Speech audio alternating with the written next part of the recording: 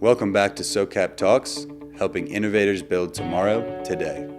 Now here's your hosts, Devon Kearns and Eric Sutphin. Welcome back to SoCap Talks. Today we have an amazing guest, Kathleen Quinn Votaw, and she is not just the face behind TalenTrust, but she is the voice and the author behind the Solving the People Puzzle. Thank you so much for being on today. Thanks for having me.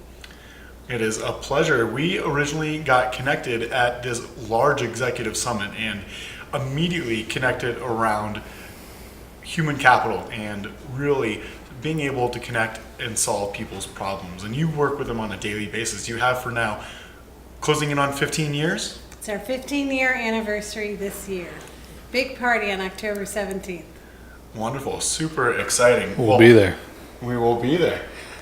Tell us a little bit about TalenTrust and how you got started. What was the original people problem that you were solving? Well, TalenTrust was born in 2003. I had just been fired from a job from a company that had zero culture, and I was trying to figure out what was I going to do next. I was fired because I wasn't a great cultural fit. And they weren't a good cultural fit with me.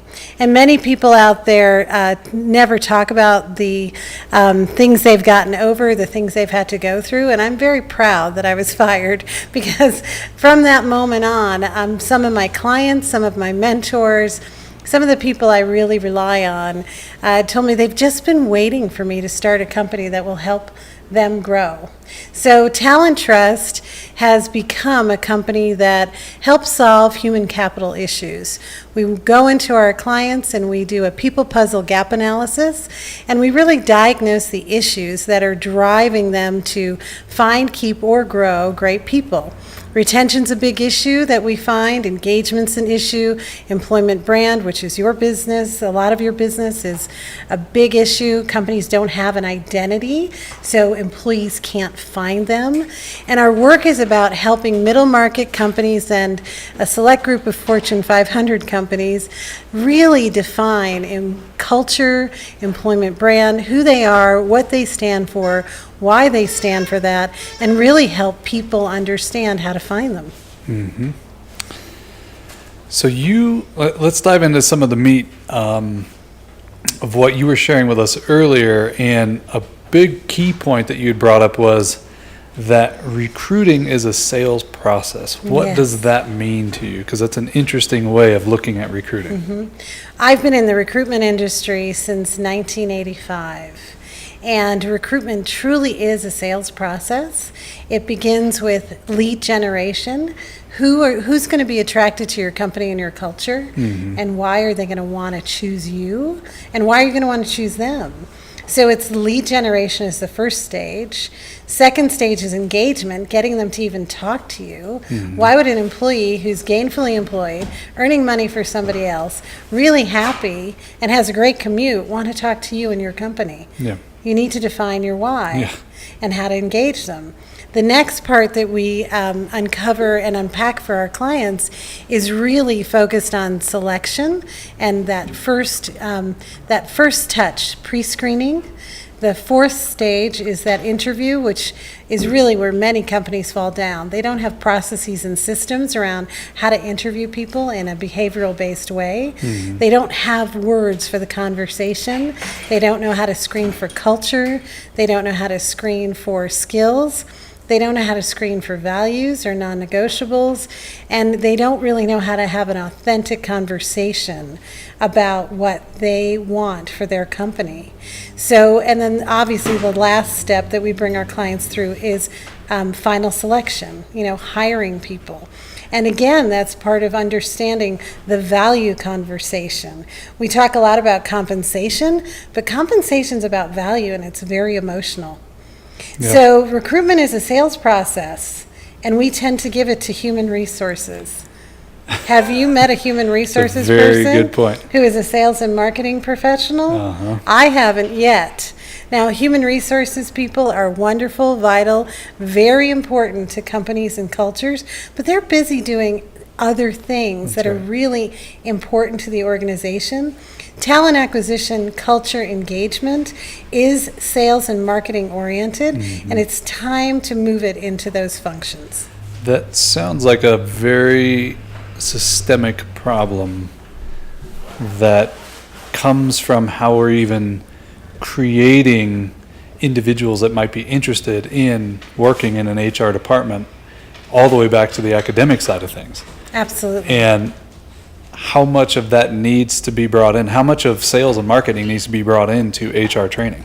It's a wonderful question. Unfortunately, human resources is undervalued and underserved in most corporations. It's not strategic. It does, most people in the human resources function don't have a seat at the table. They don't have a voice. They're not heard.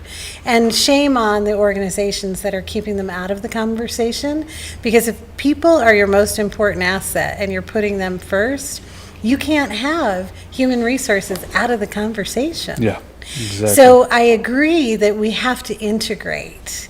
There's been awful articles written about our HR colleagues. Fast Company came out with an article that says why we hate HR. It was awful.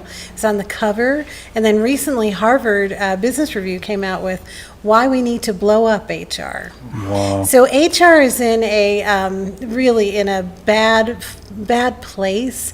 They're having an identity crisis. The good news is about that identity crisis is they get to reinvent themselves. Isn't it wonderful to be able to reinvent yourself? Well, I love that you're applying a similar approach to recruiting in general. Recruiting doesn't have has a variety of perceptions around it, and there's the whole gamut, but you are equally disrupting that norm because you have this process and multiple puzzle pieces to it, because it's not just about putting people in an organization. Share a little bit about all of the puzzle pieces and components that you evaluate and look at in putting people in the entire process. Sure. So our people puzzle gap analysis, diagnosis, probably about eight areas we focus on 8 areas. Overall, we focus on culture and talent, but we start with culture, engagement, employment, brand. Then we move on to market intelligence, so where you're located really drives the inventory that you have to deal with. And many people don't realize there's a science to this. You have to, if you're going to locate your company in Timbuktu, you're not going to have the inventory of people to get work done.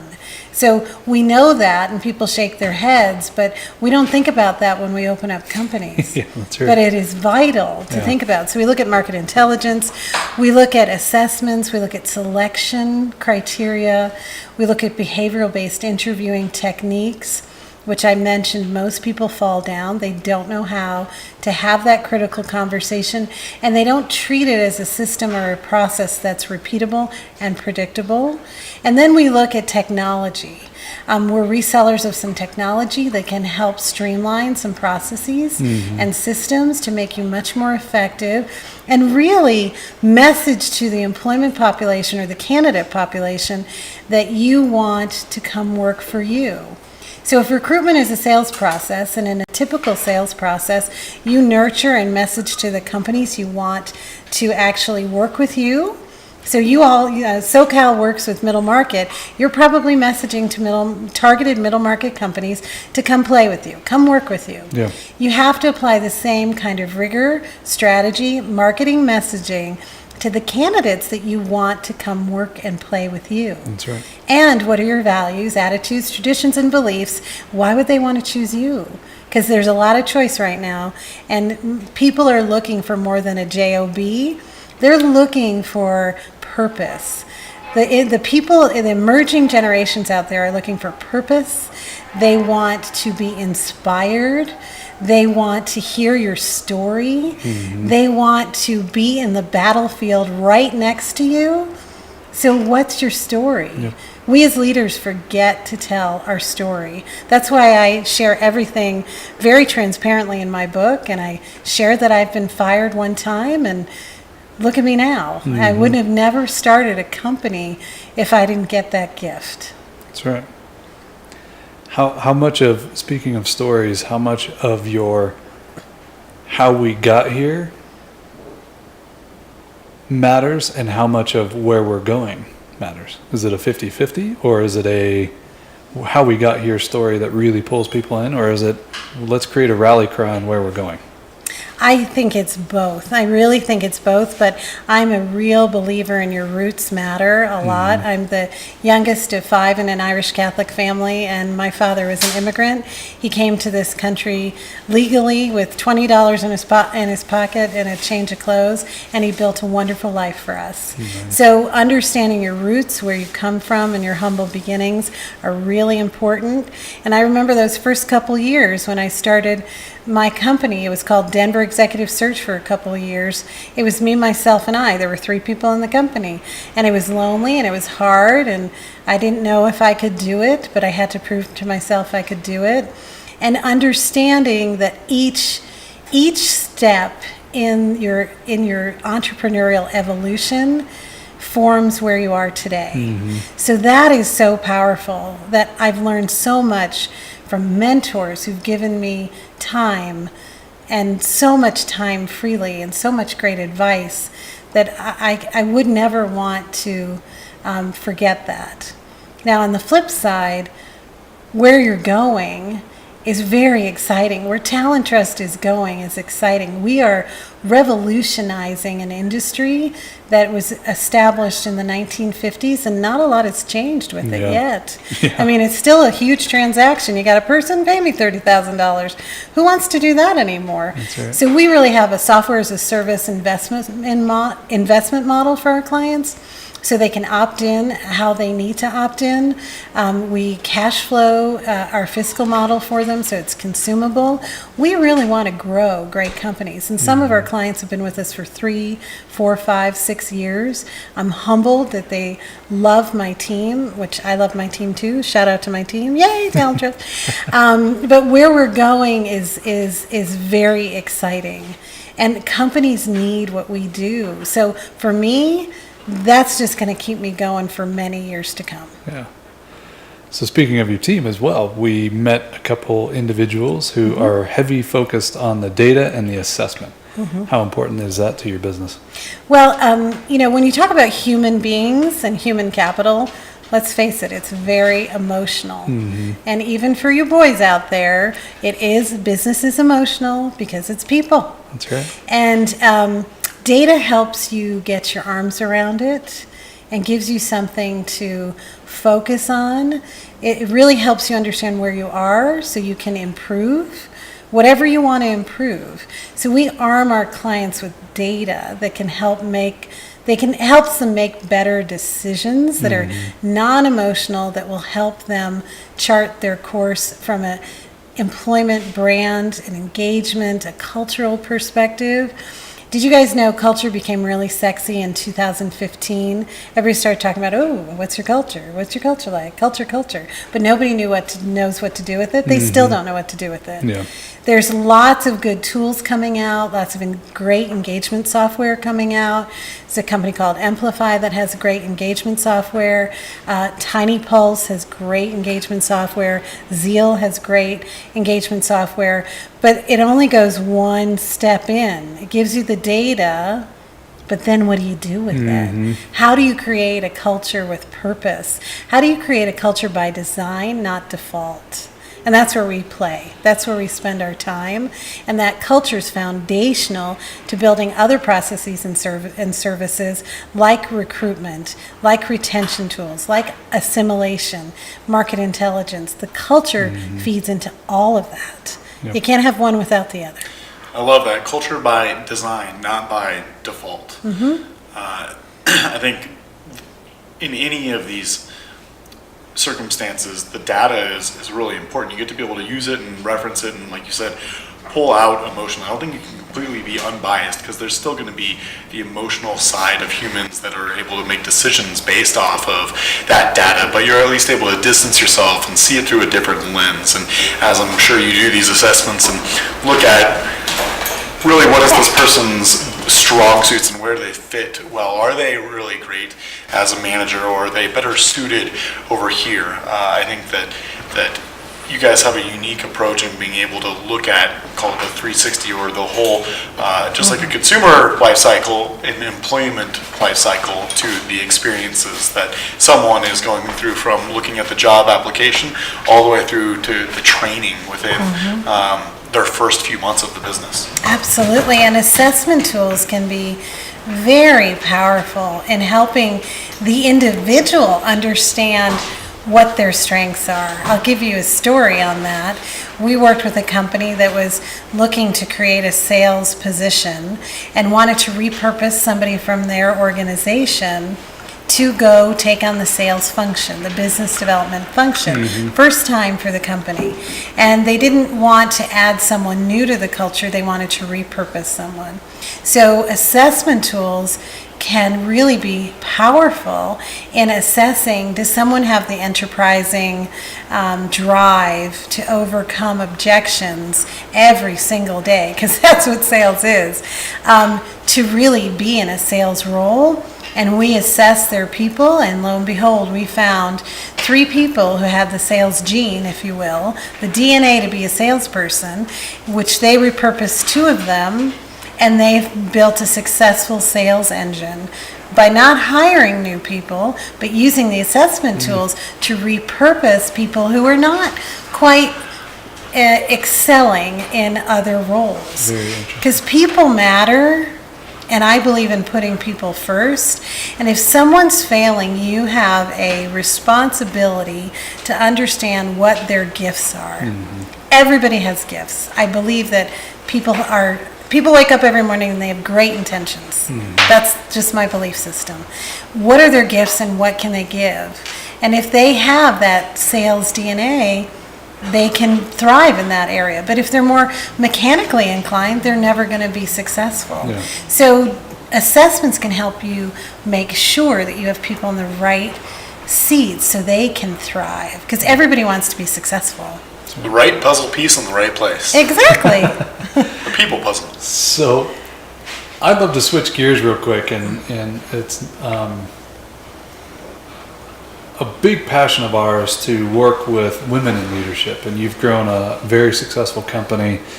And equally as important, not only have you grown your company to be successful, you help companies become successful, particularly in human capital. I would love to know, and we were having a discussion earlier as well around women in leadership, and how are women changing the landscape of business? Women are emerging as leaders more and more, which I'm grateful for. Years ago, 15 years ago, I walked into a business association, and I was the only woman in a sea of navy blazers and khaki pants. And men that sounds exciting. Men out there, throw away your navy blazers. It's Please. so passe. And your khaki Please, pants. and your khaki pants. And I was really one of I think I was the only woman, or there might be been one at the registration desk. I mean, it was awful. So I see more women being courageous and integrating into the business community. I see more women being curious about how to put themselves out there professionally, how to take the lead, that yes, they can. They don't have to work for somebody else to be successful. They can do it themselves. Unfortunately, there's an inventory problem with women in leadership. There's a lot of women who opt out during a certain period of their life. They don't think they can. They might not have the support system. They might not have the appetite to invest in themselves. And being a leader is about investing in yourself and being curious all the time and challenging the status quo, that we don't have to do things the way we always have done things. And I also like to tell women, be a girl. You don't have to be a boy. You can be a girl, you can have nice hair and wear a pretty dress. You do not have to wear that navy blazer. I swear to God, you don't. You can be a woman, and there's so many things that you can do to be successful in your career. With this whole Me Too upset that we have out there, I think the pendulum hath swung a little bit too far. And I believe that women have responsibilities to receive information and use their words so they are not discriminated against. I'm 52 years old, and I do not believe I've ever been discriminated against. Now, sure, I've been in a situation with men where it's been interesting, let's use that word, but I have been very clear about my intentions, so there was never any kind of confusion about that. Yeah. And so I worry that women need some training on the words they need to use to say thank you, but no thank you. Yeah. If somebody invites you to their hotel room, meet in the lobby. Please, let's meet in the lobby. So there's a lot of education that needs to happen around that. I think, especially for the emerging generations, tools that they can use. I wrote an article about how they can overcome any of these perceptions. I think the media has overplayed this Me Too thing. It's not all men are bad. Not all women are bad. There's some people who've done stupid, dumb things, and they should be held accountable for it. But it's about women and men leading together, and we have to find common language and be really honest and transparent with each other. So that direct nature that gets us a nickname we don't like sometimes, it's okay to be direct. Yeah, it feels like there's a shortage of platforms for women leadership, even though there are enough. There's not as many as we'd all love to see yet, but better platforms, louder voices on the good things that are happening and the ways women are leading, so that we can squash down some of the negativity. Now, there's a necessity in the conversation to make people aware of the crap that has been happening. Absolutely. And yet it's overplayed to the point of maybe discouraging some of the other powerful conversations that could be taking place. And Absolutely. I think it's awesome that you're out there not only having incredible discussions around how do we change the internal dialogue within companies and how are we human capital focused, and that people matter within your corporations and outside of your corporations, but in addition to that, you are a voice and an individual who really other women can look up to as someone who leads with heart, leads with passion, and focuses on the people dynamic.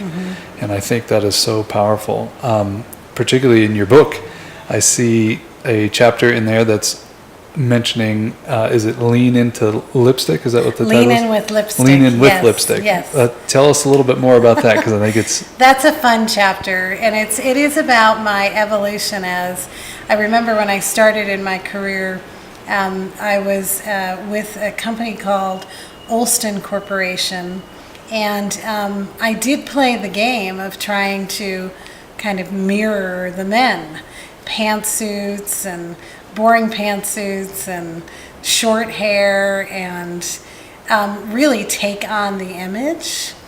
And there was an aha moment I had working for a woman it was one of my clients at John Hancock back in Boston, and she was so feminine, and she was such a, can't say it on radio, but she was so good at what she did, and she was so direct.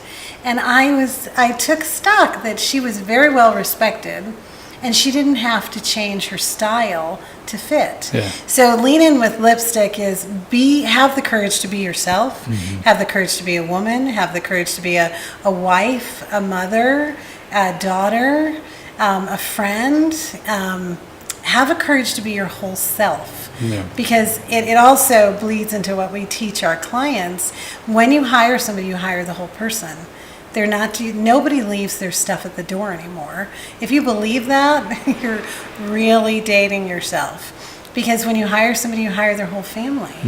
And so have the courage to be the whole person, the wife, the mother, whatever you are to other people. Bring all of that to the party, because it will enrich your career. And it sounds like the corporations need to create environments that allow for that whole person to show up.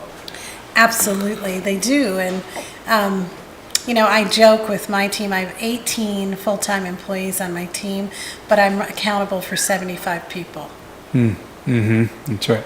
And if you think in those numbers, it's an awful lot of people to be responsible for. But you really are. They depend on you for their livelihood, and most people spend most of their waking hours at work. Yeah.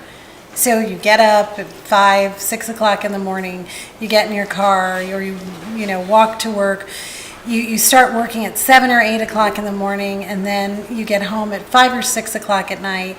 You have 3 hours with your family.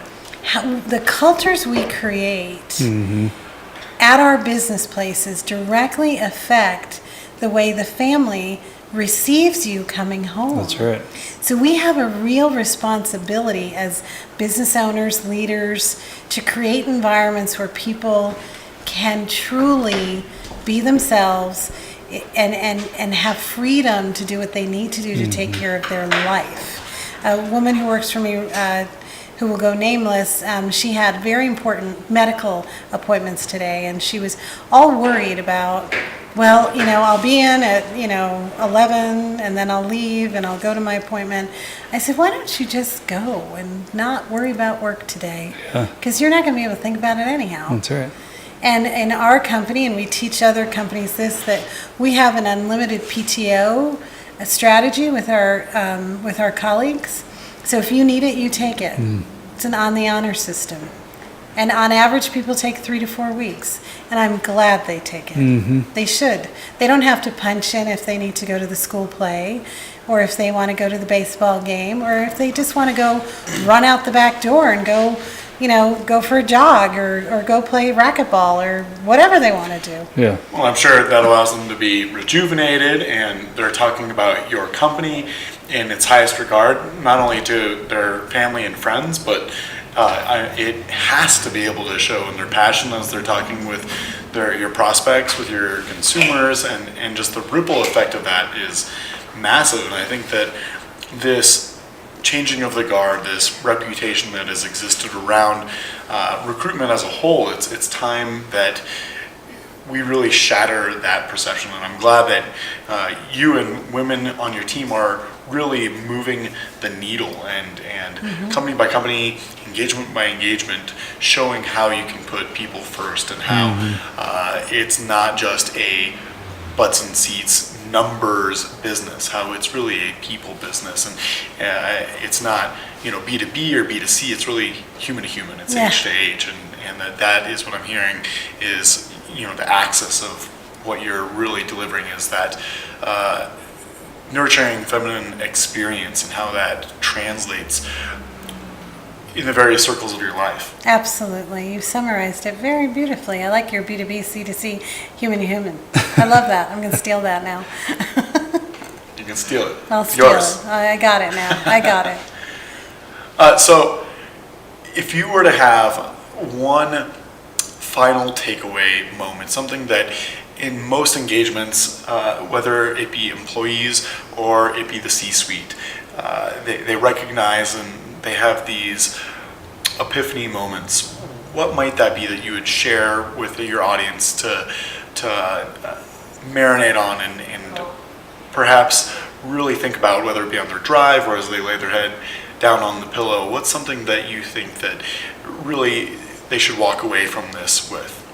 I think the key point that I want to bring to companies around the country is that it really is time to put your people first.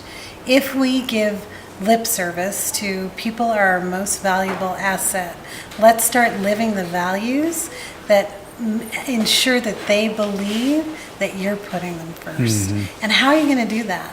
How are you going to achieve that and build a culture of really engaged, thriving human beings that can help grow your company? I love it. Wonderful. Well said.